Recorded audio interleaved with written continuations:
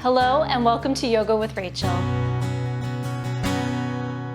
This is a special collaboration video made alongside two amazing YouTubers. Special shout out to Hakeem Poetry for bringing this group of like-minded individuals together. This is why I started practicing yoga. Growing up and, while I was going through school and whatnot, I was extremely anxious. I overthought everything.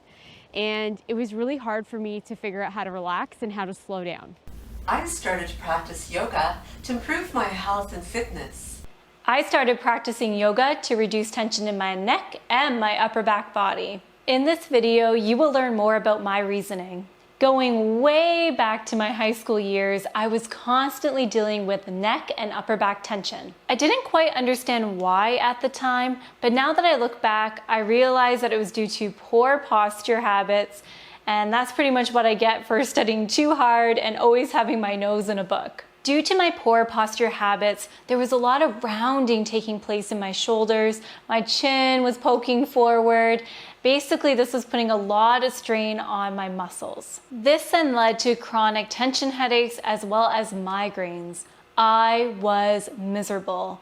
I actually had to go to the clinic several times, and the doctor there would prescribe me muscle relaxers as a way to soften my muscles. And of course it helped, but this was definitely a short-term fix, and I knew that I needed to address the underlying issue. Unfortunately, I wasn't sure how to address this underlying issue. So fast forward 10 years, and guess what? I am still dealing with the exact same issue. It wasn't until I started talking to a healthcare professional where she recommended that I give yoga a try.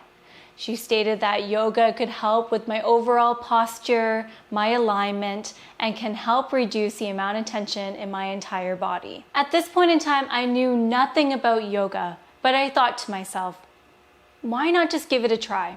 What do I really have to lose? So that is exactly what I did. I started practicing yoga at home. The more I practiced, the more I became aware of some of the patterns in my body. For example, in seated postures, I noticed that my chest was collapsed. Gravity was taking over.